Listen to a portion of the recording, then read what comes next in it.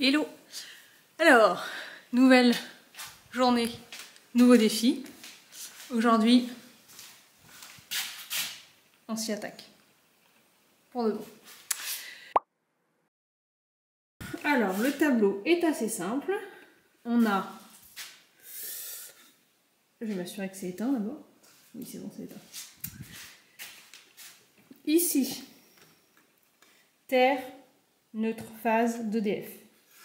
Ça, c'est un fil, il reste une prise là-bas qui est encore connectée. Donc c'est ce fil ici.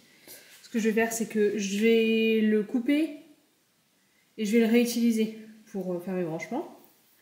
Donc j'ai, si je ne me trompe pas, un disjoncteur différentiel, 1, 2, 3, 4 disjoncteurs divisionnaires. Et voilà. Puis là, le bornier de neutre. Ce sont des nouveaux mots. Donc moi, ce que je veux faire, c'est que celui-là, ils sont vides, donc techniquement, j'en ai pas besoin.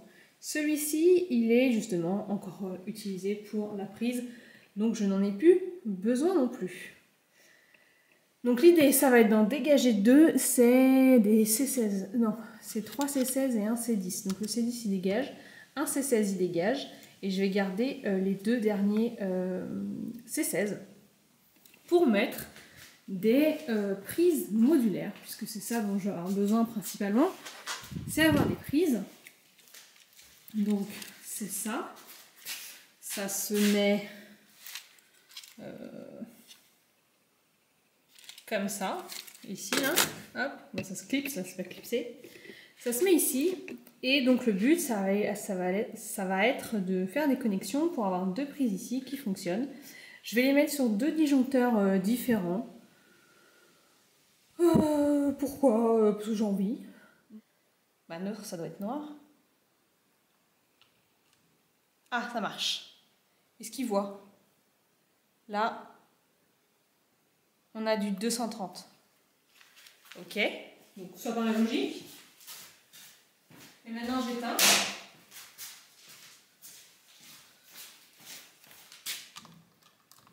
Et il n'y a plus rien. Formidable ça. Il n'y a plus rien. Ceci m'a coûté 15 €. Du coup, mon petit appareil, c'était pour tester s'il y a de la tension, enfin, plutôt l'absence de tension dans un circuit électrique. Je sais pas si c'était bien utile, mais bon, en tout cas, comme ça, je suis sûre. Bon, bah, globalement, ce que je fais, c'est que je déconnecte tout en essayant de me souvenir comment c'est installé. J'ai pris des photos forcément pour aller tout réinstaller plus loin. Jusque-là, rien de très compliqué.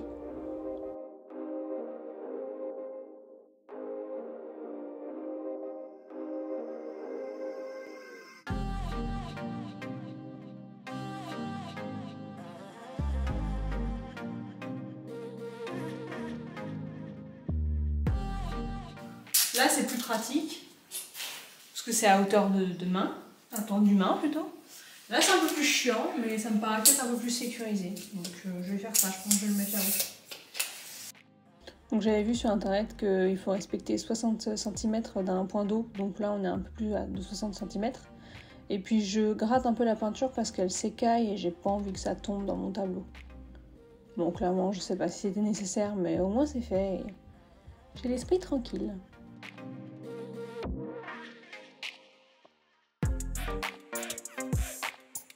Puis bah, globalement, je réinstalle mon tableau électrique comme il était installé. Jusque-là, tout va bien.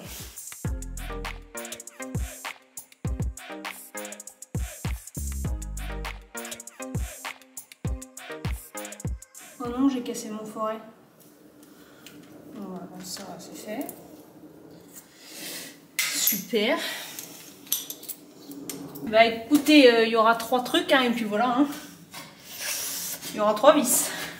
Moi, je trouve ça tout à fait suffisant. Et effectivement, après avoir mis 3 vis, ça suffisait largement. C'est droit, ça tient, j'ai bien serré. Faut pas oublier que c'est temporaire, hein, donc on va pas non plus se mettre la rate au courbouillon.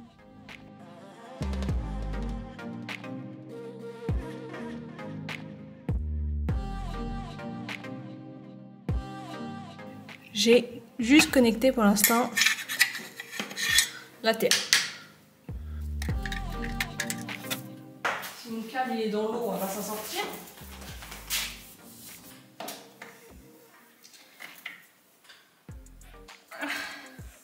C'est moi qui n'ai pas de force ou c'est mes pinces qui sont de la merde. Je pense que c'est un peu des deux.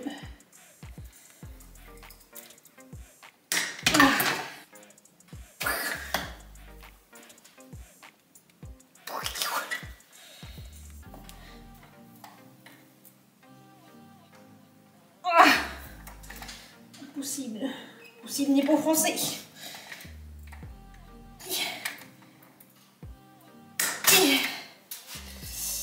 Voilà.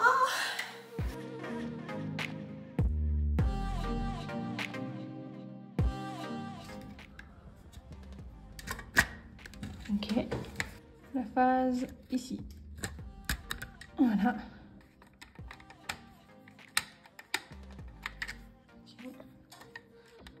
Ok, ça tient. Sauf que je trouve que ça dépasse un peu trop. Donc je vais refaire.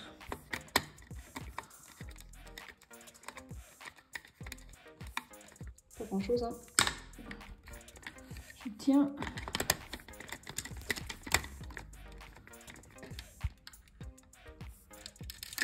Oh oh oh! Oh non, je vais tomber.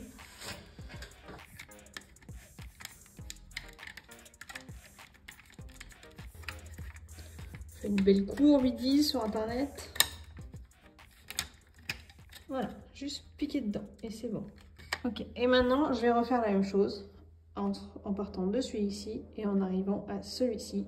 Mais je vais pas vous filmer parce que à mon avis, il y en a au moins quelques-uns qui ont gerbé, donc on va arrêter les dégâts. Ici, j'ai la terre de TF. Non, c'est la terre quoi, qui va là-bas dans le placard. Elle arrive ici dans le bornier de terre. Ensuite, là, j'ai mes deux terres qui vont sur chaque prise. Par là. Là, il y a marqué terre.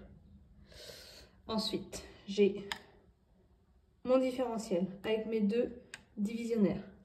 Avec les barrettes, les deux barrettes de connexion. Coupées à la bonne longueur. Et après, j'ai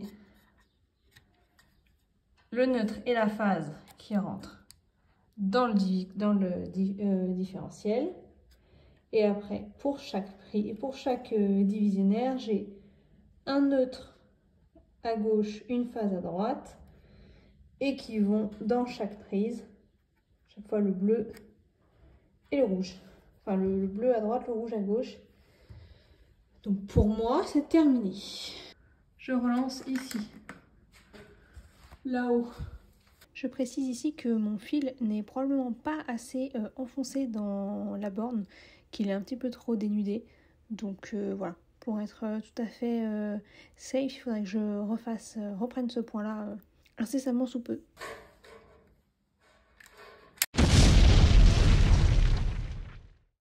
Je relance. Et normalement, si je branche la prise, ici, par exemple, et que j'allume mon aspirateur.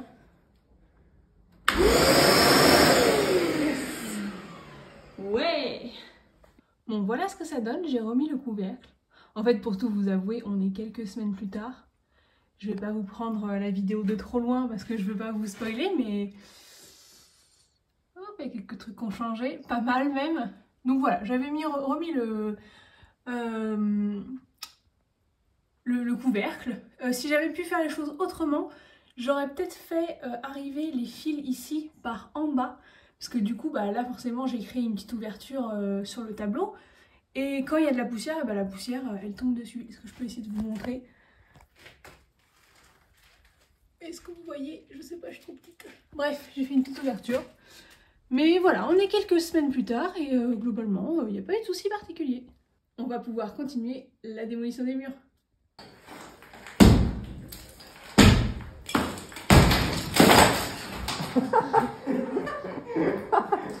Il pleut.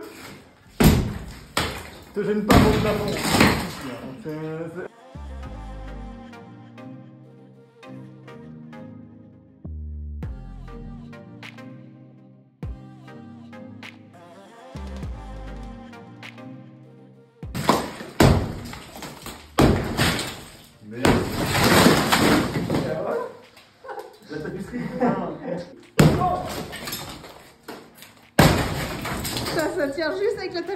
quoi. Ouais. C'est net.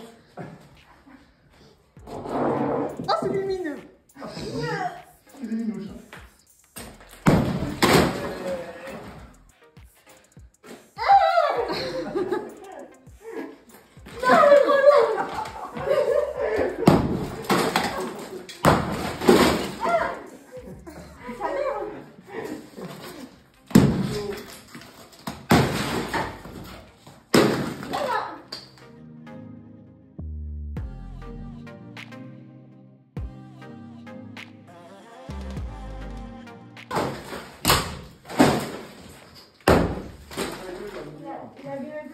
Oh mince.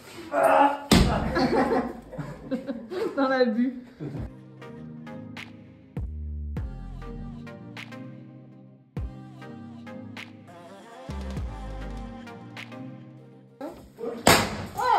Ah bah tu l'as cassé en deux. Vas-y. Ça part.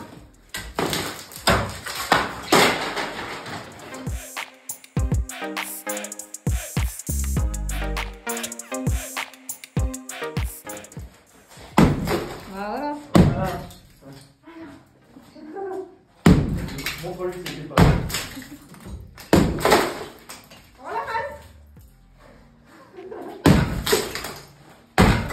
Allez, allez, viens. Allez.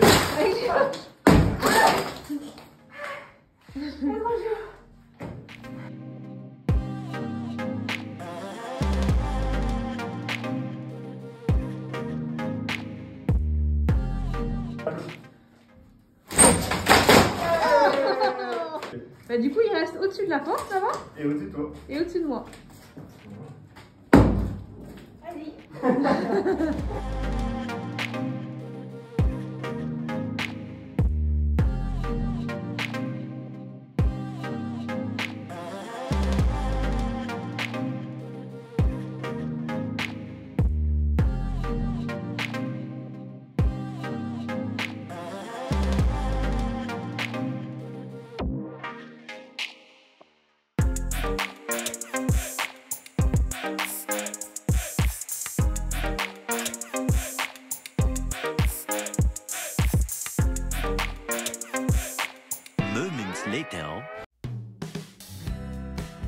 Bon, du coup, on change complètement de sujet et on s'attaque au puits. En fait, ce puits, il n'était pas du tout sécurisé. Il n'y avait pas de couvercle, il n'y avait pas de grille. Il y avait simplement la végétation qui avait tellement poussé qu'elle avait fini par créer comme un tapis sur l'ouverture qui empêchait un petit peu d'accéder au trou du puits. Mais on n'était pas à l'aise de laisser ça comme ça parce qu'il y a beaucoup d'enfants, beaucoup d'animaux dans le quartier et clairement s'il arrive un accident, eh ben, on est responsable parce qu'on n'a pas sécurisé notre puits. Du coup on a commencé par désherber pour voir l'étendue des dégâts et vous verrez qu'après je commence à créer un couvercle temporaire pour essayer de sécuriser ça le temps qu'on fasse quelque chose de définitif. Ça fait un peu mal au cœur parce qu'il était vachement beau ce puits avec toute cette végétation, mais bon c'est comme ça, il fallait passer par cette étape et puis si jamais on veut rajouter de la végétation, on pourra toujours en replanter un petit peu. Et puis ce puits, il était super profond. Vous voyez toute la végétation qui est sur le mur et sur la toiture, et ben les racines de ces arbres-là, elles plongeaient directement dans le puits pour aller chercher de l'eau. Et du coup, quand on les a coupés, et ben tout le chèvrefeuille qui est sur le mur et sur la toiture a fini par faner. Donc on a défeuillé le puits. Qui en avait bien besoin et on a vu qu'effectivement il n'était pas en super état. Tout ça a été re-cimenté donc c'est pas forcément hyper chouette. Et puis surtout l'arche en acier, il n'est plus accroché ni ici ni là-bas. Ici il est accroché encore mais là-bas il n'est pas accroché. Donc il y a un peu de boulot.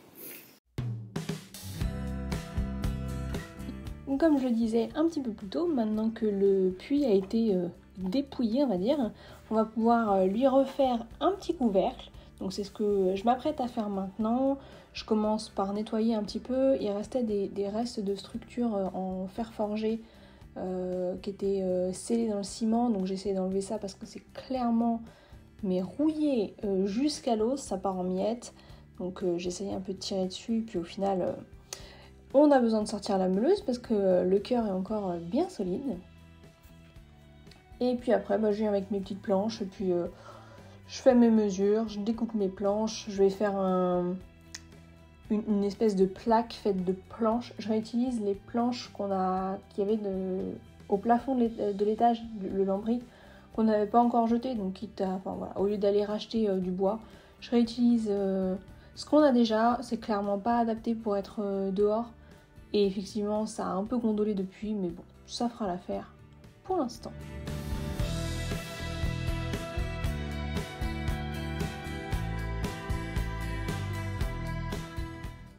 J'essaye de faire une structure un peu comme je peux.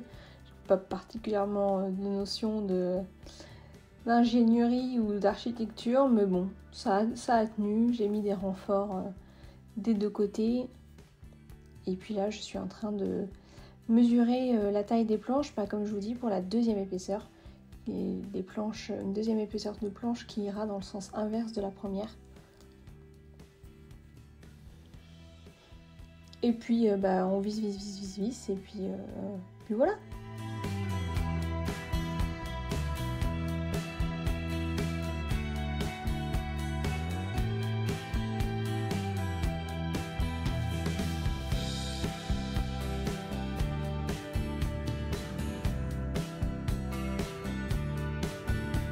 Bon du coup, voici le résultat. Moi je trouve ça plutôt pas mal, c'est plutôt solide.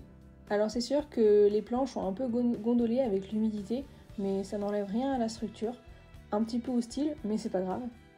On n'avait pas retiré tout le reste de végétation qu'il y avait à l'intérieur du puits, du coup ça a carrément repoussé, ça vient sortir du puits et ça soulève la plaque.